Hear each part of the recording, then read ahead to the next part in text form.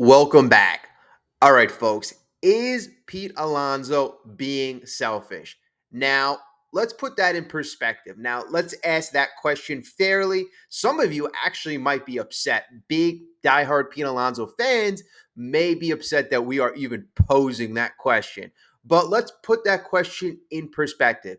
Is Pete Alonso being selfish compared to the average Major League Baseball player, right? It looks like right now Pete Alonso will be one of the last men free agent baseball players to sign in this free agent offseason. We have the New York Mets who have been pretty, I'd say, emphatic in trying to re-sign the polar bear, making their first offer last year at 7 years, $158 million. This year, again, apparently at 3 years, $90 million.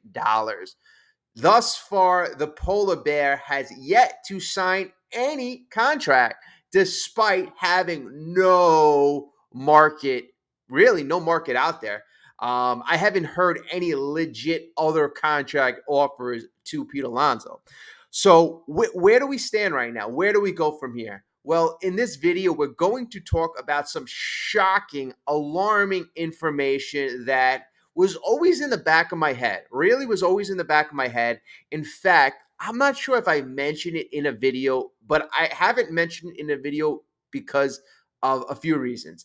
I have mentioned it in my response to some of the comments because it's what I kind of was thinking, but we're going to go over that very, very shortly. So where do we stand? Where do we stand? Where do we stand? All right. I think it's very important to right off the top, address the kind of the elephant in the room in the last couple of days. So it's come out that Pete Alonso, and this is a bit frustrating if this is true, but Pete Alonso has had a list of teams that he has preferred to go to. And the New York Mets apparently have not even made the top five. So for those who believe Pete Alonso bleeds orange and blue, I mean, that is really kind of not true. Not true. So really, let's get into that information and then let's go through a timeline and, go through some facts. So the latest information is Pete Alonso, according to industry sources, the Mets weren't even in his top five landing spots. The Yankees, the Cubs, the Tampa Bay Rays, the Texas Rangers, and the San Francisco Giants were all preferred teams. Now, it may seem painful to believe, or some Met fans may believe, no, this is not true. This is not true. But, if you look at the evidence in terms of Pete wanting to go back to New York, it makes all the sense in the world. It makes all the sense in the world. When he turned down that last contract, and to me, it was really hard to fathom. I'm like, that was a very fair deal. Opt outs after 3 year, 90 million. Opt outs after year one, year two, and you're going to be paid the highest paid first baseman in all of baseball. I'm like, that is the perfect contract if there's no market for you this year. But for some reason, he turned that down. And my thought process is, what are the reasons he could have turned that down? Well, the obvious reason is it seems like he doesn't want to be a Met. It seems like he doesn't want to be a Met. And apparently, if this is true, if he had 5 or 6 other destinations preferred over the New York Mets, that is the case. Well, I mean, let's track this back. If you go back to 2023, there were rumblings at the deadline because of how bad the team was doing that Pete Alonso was potentially being shopped around. I mean, there were issues in the clubhouse, supposedly. Tommy Pham, he was a guy who pointed out the work ethic of some players, not Pete Alonso specifically, but the dynamics in the clubhouse were put in question. All right. So, at 2023, it was just a mess. Verlander got traded away. Scherzer got traded away. And 2023 became, almost like a rebuilding year. Bring up the kids. Let's see if we can kind of find something, to be happy about. So 2024 season was quickly approaching, and then we learned that the Mets offered Pete Alonso that 7-year, $158 million contract, that lifetime contract. Then it trickled out through the news probably a couple weeks later that Pete Alonso supposedly turned down that contract. Well, for all of you who believe that he, bleeds orange and blue, it was kind of curious. Wow, so Pete Alonso didn't want to be a lifetime Met. All right, I guess the answer to that, question why he didn't sign, well, he believed he was worth more than that. Okay, go out, have a great 2024 season, and you will be paid accordingly. Well, before the 2024 season commenced, Pete Alonso went out and he hired Scott Boras. Now, not only does he want to get paid more money, when you hire Scott Boras, you want to be paid like a superstar. Your paycheck and your whatever you get is going to be in the next stratosphere.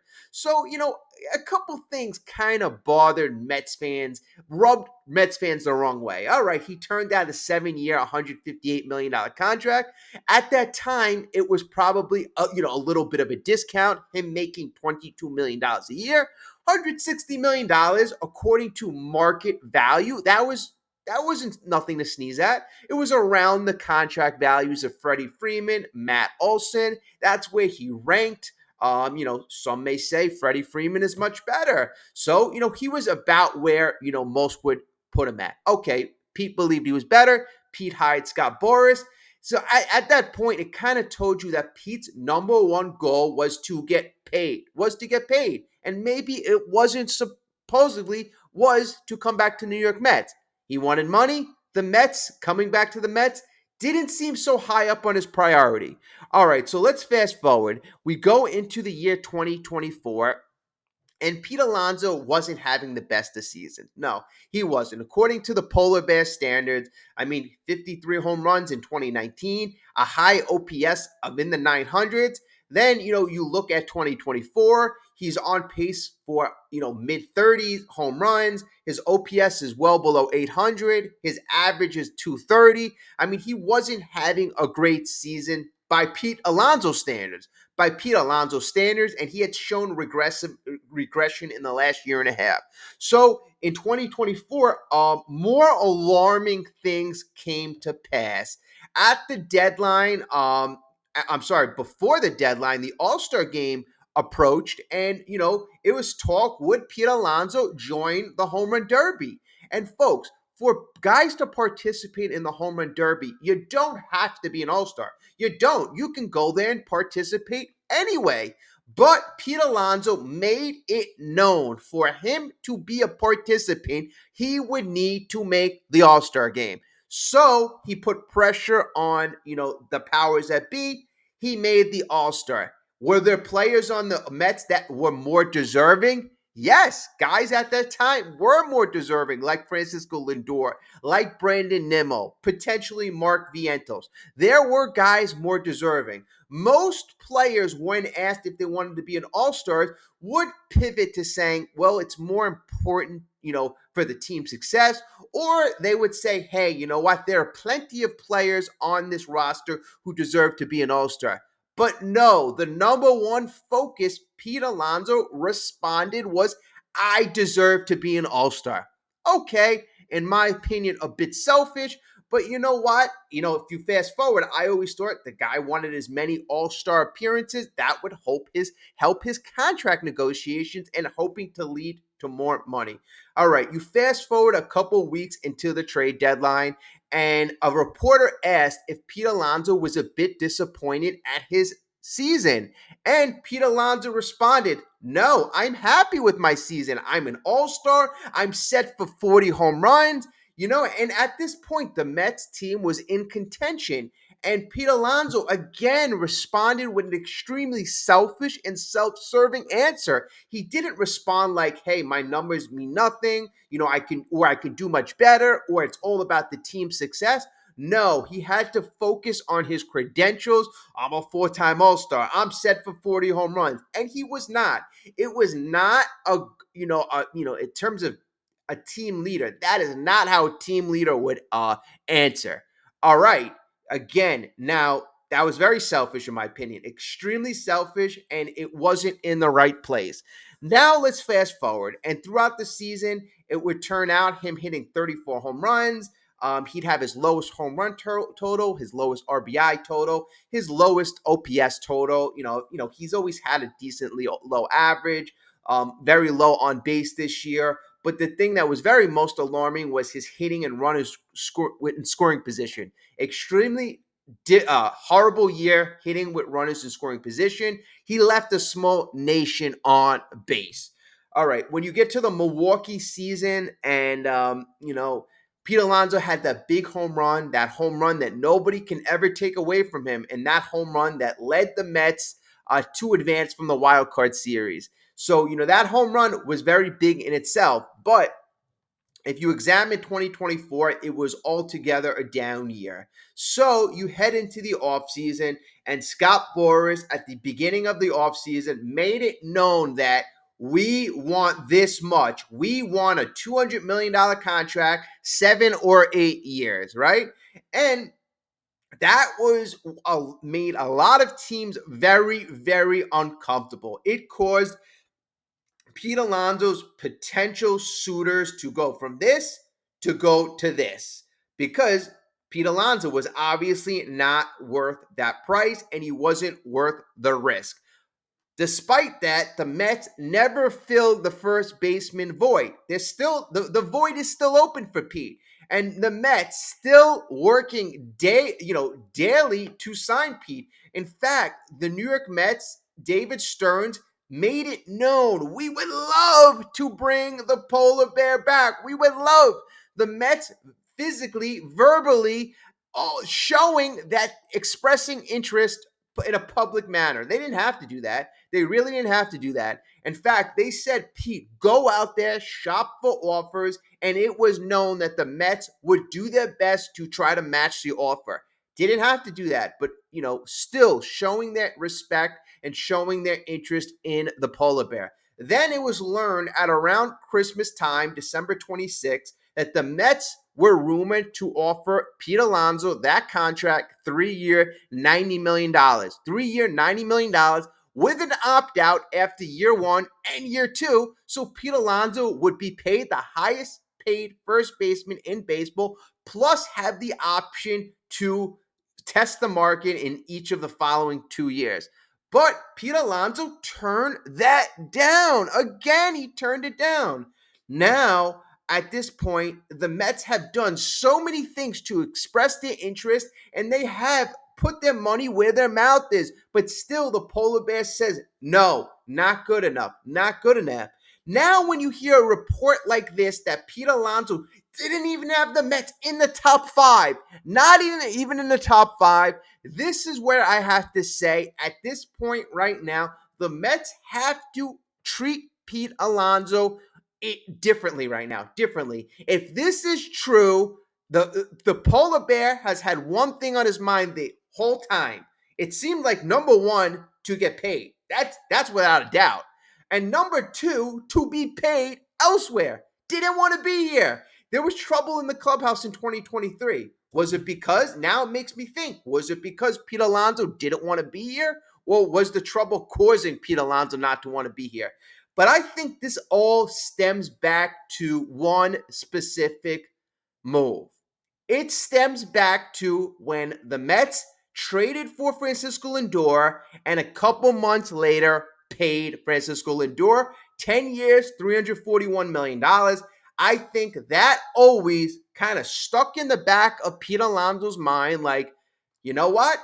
Jealousy is is alive and well in the minds of players. Pete Alonso focusing on his money, getting Scott Boras. I think it always bothered him how much Francisco Lindor was paid, despite he's a shortstop, despite he's a two-way player, and despite Francisco Lindor proving that he is worth that money, Well, for Pete Alonso, he's not going to be paid a premium two-way player shortstop. That's not, unfortunately, he's a first baseman. The facts are the facts. I think that always bothered him the wrong way. It might have bothered Jeff McNeil the wrong way. It seemed like though there was some tension between Jeff McNeil and Lindor in the beginning, and Pete Alonso was friends with Jeff McNeil. So who knows? This is just speculation right there. But that could have all culminated in 2023 when we heard there was Clubhouse house drama. We will never know the internal dynamics. But what we do know at this point, it seems like Pete Alonso doesn't want to really play in New York. Now, Lindor got paid. How does Pete Alonso feel that Juan Soto got paid an ungodly amount of money? An ungodly amount of money. How does that work? At this point right now, the Mets have been overly gracious to the Polar Bear, paying him more than what he's worth, making him the highest paid first baseman, giving him all those opt-outs. Pete Alonso should be paid market value. Market value is where Christian Walker was paid, $20 million. And Christian Walker was more of a two-way player. In fact, I mean, if you want to give Pete Alonso a 2-year, $40 million contract, that is more along the lines of what he's being paid. But what he wants the Mets to do, all right, New York, I'll play for you if you offer me a 4 or 5 year, $150 million contract. I want you to basically, bet against yourself. I mean, nobody else is in the bidding. I mean, it just seems that ridiculous, folks. Pete Alonso will only go to the New York Mets if we significantly overpay. I mean, I thought Pete Alonso bleeds orange and blue. We already made that 3-year, $90 million contract, but he's saying no, spitting in our face. I will only go to you if you give me 5 years, $150. I saw Disha Thoja saying that she believes a 5-year, $130 million contract would do the trick. That's about $26 million a year. I mean, I don't get bidding against yourself, especially for a player who doesn't want to be here. Pete Alonso has shown every sign that he doesn't want to be here, tracking back from 2023. So, folks, I know there are a lot of Pete Alonso fans, and those fans have actually dwindled throughout the last year and a half. But those fans who bleed orange and blue, if this is true, that is the biggest slap in the face to you folks. Now, this is just speculation. This is, again, an industry source on the Alonso situation comments that the Mets weren't in the top 5 landing spots. Again, those top 5 landing spots are the Yankees, the Cubs, the Tampa Bay Rays, the Texas Rangers, and the San Francisco Giants. Now, honestly, the San Francisco Giants are apparently kicking the tires on Pete. And, you hear these MLB, you hear some, people, actually, I'll say former MLB players, they're saying, oh, Pete Alonso should sign for the 3-year, $90 million. And I think a team like the Mariners could do that. I think a team like the Giants can do that. In the back of my head, I'm like, the Mets already offered that contract, and he spit in the Mets' faces. So, at the end of the day, believe what you want to believe, but I believe the evidence. And the evidence is pointing right now that Pete Alonso isn't so emphatic or pleased about going back to the New York Mets. So that's why I'm saying, in response, the New York Mets have to protect themselves. They cannot give this guy a long, bloated out contract. They have to, I'd say just give him market value. Market value is about $20 million a year. No team has offered him a 3-year deal. So why are you offering him a 3-year deal? If that's what you feel comfortable offering him, that's one thing. But offer him 3 years, $70 million. You turn down 90, this is what we can afford to give you now.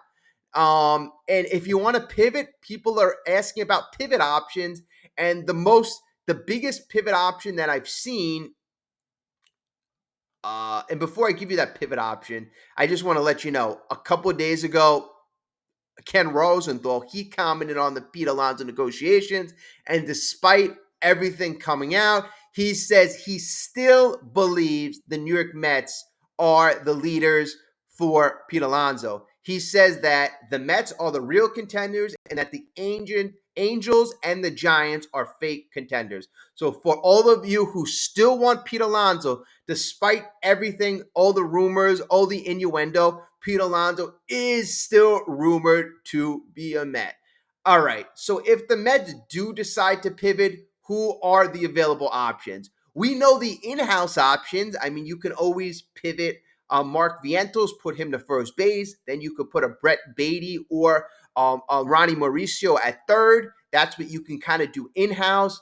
If Ryan Clifford somehow really developed over the course of this season, he could be a mid-season option. He's still a little young and he still may need more development, so that might be a year away. But those are some in-house options, some out-of-house options.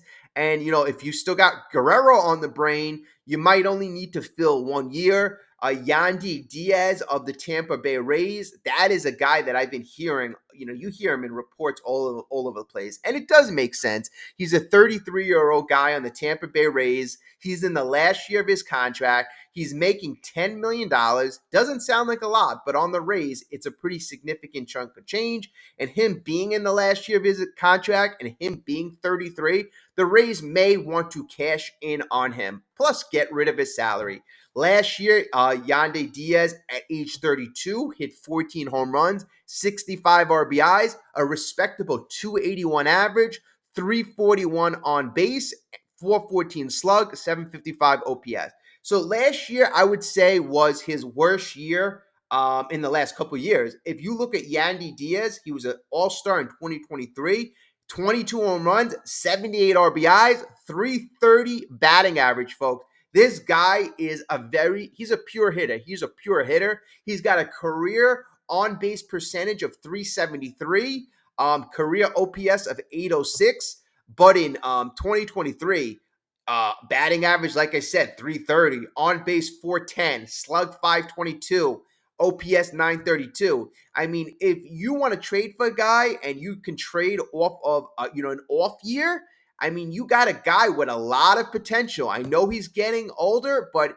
for 1 year fill-in, you could do a lot worse than Yandi Diaz. Now, I know it would depend on what you had to give up in terms of value, but I think David Stearns could find a way to make it work, especially if the Mets are, obviously they'd probably be willing to eat the whole $10 million contract.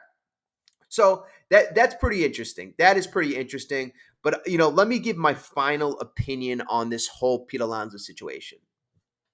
Now, Pete Alonso is a guy who has been very near and dear to a lot of Mets fans. But I'm a guy who is about facts. And I like guys who want to be here. I like guys who want to be here. Pete Alonso has, in my opinion, portrayed through his actions that he doesn't want to be here, right?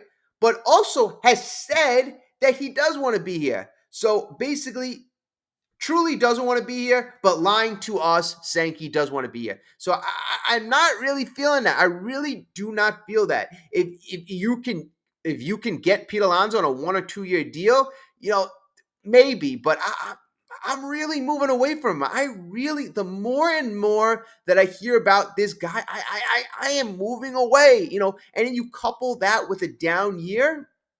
I was if 6 months ago you asked me, or in the beginning of 2024, I would have loved to sign Pete Alonso to a 5 or 6 year deal. I would have loved it. But I am just moving so far away from, the idea of Pete Alonso at first base in the future. That's just how I feel at the moment. Maybe it's because of this latest report, but, a guy who doesn't want to be here, why do I want to overpay for him to just consider us? It just really doesn't seem like that's the best way to go. I mean, Soto, yes, you had to overpay, but that's what the market was. And the market, the reason why so many teams were willing to pay is because Soto sells tickets. Soto sells jerseys. Soto makes you that extra money and he builds your brand, the Mets brand internationally. He is worth that return on investment. Pete Alonso doesn't give you that same return on investment, and plus his value on the field looks like it's in the decline. So, that's going to be my answer right now. I'd want to get Pete on just a fair market value. I'm not overpaying for him anymore, and I want him on a short-term deal. I'm not going to let him use the Mets right now. I'm not going to let him use the Mets, because if it's true that he does not even want to go to the Mets, It makes all the sense in the world right now. He's got the Mets throwing out offers, and then the team he really wants to go to, all right, just match that offer, or try to beat that offer, and I'll go to the Giants. No, not gonna happen. Not gonna happen. Not gonna happen. Well, folks, yeah, it's been a couple of days since we last posted. Unfortunately, the computer broke down, and very upsetting because it was a new computer. And I paid for a package from this insurer who was supposed to fix the computer if it broke, but apparently my computer goes up and down. You can adjust the screen. I was adjusting the screen. The screen literally fell, face forward as I was adjusting it. I caught the screen, but there were lines. I guess as I caught it, there was damage on the top of the screen. And when I called to get this thing fixed, they said my insurance plan doesn't cover incidentals, even though it seemed like the piece on the back that was supposed to go up and down that malfunctioned, and that caused the screen to fall. Didn't matter, and I didn't even think there was going to be a problem because when I was sold this plan, they said that it would cover anything. You drop the computer, so very frustrating. Had to get a new computer, so that's why there was a little delay in videos. So I appreciate everyone sticking with us. Please like, please subscribe. And I will be getting you the latest updates, especially on Pete Alonso. And also it seemed like there has been a very big lull in the action in terms of, players signing, in terms of the Mets making moves. So, at least that was a saving grace. So hopefully everybody's enjoying their new year. That's the latest update, my latest opinions. Drop a comment. Let me know what you think. And I will get back to you very, very soon. Have a great day, folks.